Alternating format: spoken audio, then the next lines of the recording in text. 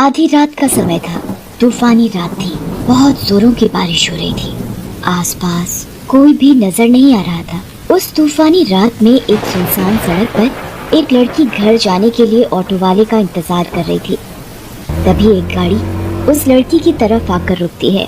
इतनी रात में मैडम आप यहाँ क्या कर रहे हो? मैं ऑटो वाले का इंतजार कर रही हूँ, पर कोई भी टैक्सी या ऑटो नहीं मिल रहा।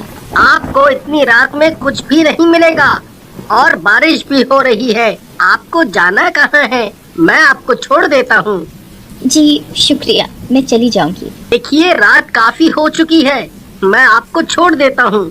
मेरा नाम अनुज है और आपका नाम क्या है? मेरा नाम नीलम है।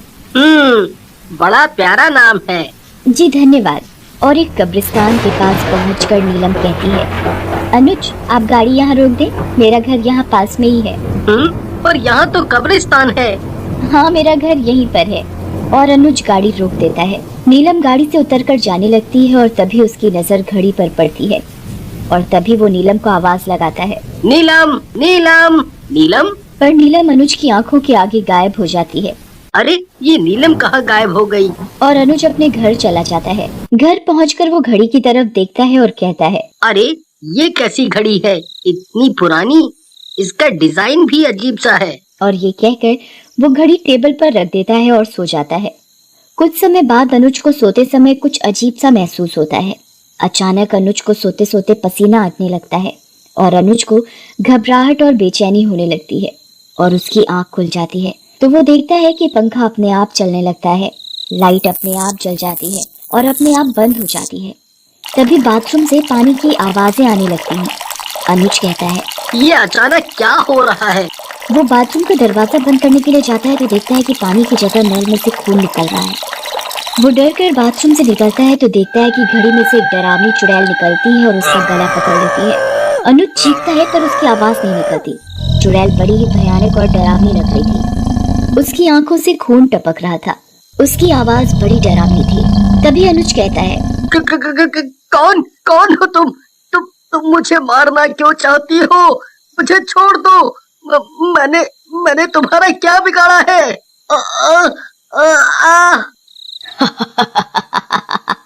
और अनुज का सिर दीवार में जोर जोर से पटकती है। अनुज के सिर से खून निकलने लगता है। चुड़ैल तब तक अनुज को नहीं छोड़ती जब तक उसकी मौत नहीं हो जाती। अनुज की मौत हो जाती है और घड़ी फिर टेबल पर होती है और तभी अनुज की मौत की खबर सुनकर अनुज का दोस्त नवीन आता है।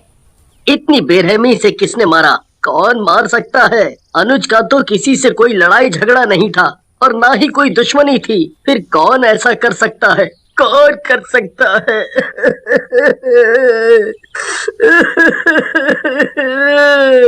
मीना, मीना। जी अभी आई। मीना बहुत जोरों की भूख लगी है, खाना लगा दो। जी अभी लगाती हूँ। मीना नवीन को आवाज लगाती है, खाना लग गया है, आ जाओ खाना खा लो।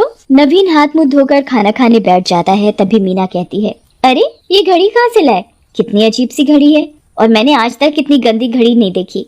और ये कहकर मीना घड़ी को जोर से पटक कर टेबल पर रख देती है और किचन में बर्तन धोने चली जाती है। तभी अचानक मीना को कुछ अजीब सी आवाजें सुनाई देती हैं, जैसे कोई रो रहा हो। मीना सुनने की कोशिश करती है पर रोने की आवाजें बंद हो जाती हैं। फिर मीना अपने काम में लग जाती है। तभी रोने की आवाजें फिर सुनाई देने लगती हैं। अरे ये आवाज तो घड़ी में से आ रही है। मीना घड़ी उठाती है।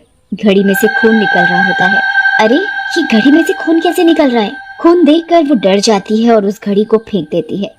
तभी अचानक घड़ी में से चुड़ैल निकलती है। मीना चुड़ैल को देखकर घबरा जाती है। चुड़ैल चुड़ैल आवाज लगाती है। क्या बोल रही थी? कितनी गंदी घड़ी है, कितनी बेकार है। मैं तेरा ऐसा हाल करूंगी कि तेरी रूह तक कांपेगी। अरे मैंने तुम्हारा क्या बिगाड़ा है? मुझे छोड़ दो प्लीज। तभी चुड़ैल गुस्से से आग बबूला हो जाती है और मीना का अपने नाखूनों से सारा मुंह खरोच देती है। उसके मुंह से खून खून निकलने लगता है। मीना चीखती रह जाती है पर उसकी आवाज नवीन तक नहीं पहुंच पाती। मैं तुझे मारकर और ताकतवर बन जाऊंगी। और अपने दोनों हाथों से मीना का गला दबा देती है और घड़ी टेबल पर रखी होती है। अगली सुबह, मीना, मीना, ये तुम्हें क्या हो गया? तुम्हें किसने मार डाला? किसने मार डाला? मेरा क्या होगा? मैं तुम्हारे बिना कैसे रहूंगा?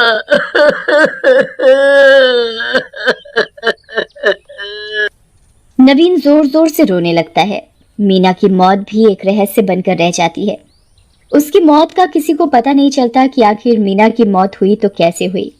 और कुछ दिनों बाद एक रात एक चोर चोरी करने के लिए नवीन के घर में घुसता है। अरे यहाँ तो काफी कीमती सामान रखा हुआ है। जो भी कीमती सामान है मैं उठाकर थैले में डाल लेता हूँ। इसके तो दाम भी बहुत अच्छे मिलेंगे। चोर सारा कीमती सामान थैले में डाल चुका होता है, तभी उसकी नजर टेबल पर रखी घड़ी पर पड़ती है। अरे ये कैसी घड़ी है? ये तो बहुत पुरानी लगती है। इसके तो बहुत दाम भी मिलेंगे। मैं इसे बेचकर अमीर बन जाऊंगा और आराम से ऐश की जिंदगी जीऊंगा। मुझे चोरी भी नहीं करनी पड़ेगी और मेरी धर्मपत्नी भी खुश हो जाएगी। चोर नवीन के घर से सारा कीमती सामान और घड़ी चुरा कर निकल जाता है और घड़ी के साथ साथ चुड़ैल भी चोर के पीछे पीछे चलने लगती है। तभी रास्ते में उसे लगता है जैसे कोई उसका पीछा कर रहा हो। चोर पीछे मुड़कर देखता है, कोई नहीं होता। चोर जल्दी जल्दी चलने लगता है, तभी एक हाथ आकर उसकी गर्दन पर पड़ता है। अरे कौन है भाई? पीछे देखता है, कोई नहीं होता। कौन परेशान कर रहा है? लगता है मुझे आज ज्यादा चढ़ गई है। तभी चोर बीड़ी पीने के लिए माचिस जलाता है। आग को देखकर चुड़ैल गायब हो जाती है। चोर भी अपने घर पहुंच चुका होता है और अपनी पत्नी को आवाज लगाता है। अरे चमेली, सुनती हो? देखो आज बहुत ही तगड़ा माल हाथ लगा है। अरे वाह, अब तो हमें किसी चीज की परेशानी नहीं होगी और तुम्हें चोरी भी नहीं करनी पड़ेगी। चमेली कीमती सामान देखकर बड़ी खुश होती है। अरे ये कैसी घड़ी है? आय हाय, कितनी पुरानी घड़ी है। इसे क्यों उठा लाए? इसका तो दाम भी नहीं मिलेगा। अरे तुझे क्या पता, बाजार में पुराने सामान की बहुत कीमत मिलती है। अब तू ये सब छोड़ और खाना लगा दे। आज तो खाना भी स्वाद लग रहा है। लगता है खुशी के मारे कुछ ज्यादा ही खा लिया। मैं तो चला सोने, आज चैन की नींद सोऊंगा। हाँ हाँ, सो जाओ, मुझे तो अभी रसोई का काम निपटाना है। और चमेली रसोई में बर्तन धोने लगती है। तभी पीछे से चुड़ैल चमेली की चोटी पकड़कर खींचती है। अरे क्या हुआ? मेरी चोटी क्यों खींच रहे हो? पर कोई नहीं बोलता। अब क्या तुम्हारे मुंह में दही जम गई है? काम करने दो, बहुत काम पड़ा है और तुम्हें मजाक सूझ रहा है। पर कोई आवाज नहीं आती। चमेली पीछे मुड़कर देखती है तो उसके होश उड़ जाते हैं। एक भयानक चुड़ैल उसके पीछे खड़ी है। एक हाथ निकलकर चमेली की गर्दन पकड़ लेती है। क्या बोल रही थी? मैं कितनी पुरानी खड़ी हूँ और बेकार भी, मुझे कोई दाम भी नहीं देगा। चमेली का गला और जोर से घोटने लगती है। तुम कौन हो? मुझे छोड़ दो, मुझे मत मारो। छोड़ दूं? नहीं, कभी नहीं, मैं तुझे मार डालूंगी। जैसे ही चुड़ैल चमेली का सिर दीवार में मारती है तो चमेली का हाथ लालटेन पर लग जाता है और आग निकलने लगती है। आग देखकर चुड़ैल गायब हो जाती है। अजी सुनते हो? अरे मुझे चुड़ैल से बचाओ, ये चुड़ैल मुझे मार डालेगी। अरे भगवान, क्या हुआ? क्यों चिल्ला रही हो जैसे कोई चुड़ैल देख ली हो? हाँ हाँ, चुड़ैल ही है। और चमेली अपने पति को सारा वाकया बताती है और कहती है, कल ही हम तांत्रिक बाबा के पास चलेंगे। मैं एक पहुंचे हुए बाबा को जानती हूँ, वो ही हमें इस चुड़ैल से पीछा छुड़ा सकते हैं। अगले दिन तांत्रिक बाबा के पास पहुंचकर, बाबा हमें बचाओ, इस घड़ी में चुड़ैल है, ये तो हमारी जान के पीछे हाथ धोकर पड़ी है। क्या हुआ बालिके, तुम ऐसे क्यों कह रही हो? इस पुरानी घड़ी में ऐसा क्या है? बाबा, जो भी इस घड़ी की बुराई करता है, घड़ी उसे मार डालती है। ऐसी बात है क्या? चलो मैं भी इस घड़ी की बुराई करके देखता हूँ। बाबा भी घड़ी की बुराई करने लगते हैं। हाय हाय हाय हाय हाय हाय, ये कैसी घड़ी है?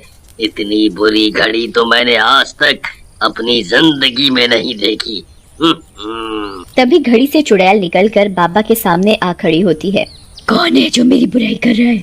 मैं सबको मार डालूंगी, किसी को भी जिंदा नहीं छोड़ूंगी। बाबा तभी चुड़ैल के ऊपर गंगा जल डालता है और उससे पूछता है, ऐ घड़ी वाली चुड़ैल, तू इस घड़ी में क्या कर रही है और सबको क्यों मार रही है? अरे इस घड़ी ने ही मेरी हंसती खेलती जिंदगी बर्बाद कर दी। क्यों, कैसे? मैंने अपनी सहेली को ये घड़ी तोहफे में दी थी। कुछ समय बाद उसके घर में सबकी मौत हो गई और सब लोग इस घड़ी को ही उनकी मौत का कारण बता रहे थे और मुझे मुजरिम। मैंने इसी चक्कर में फांसी लगा ली और तभी से मेरी आत्मा इस घड़ी में है और जो भी इस घड़ी को उल्टा बोलता है मैं उसकी जान ले लेती हूँ। बाबा चुड़ैल की आत्मा को शांति देता है और उस घड़ी को पीपल के नीचे दबा देता है।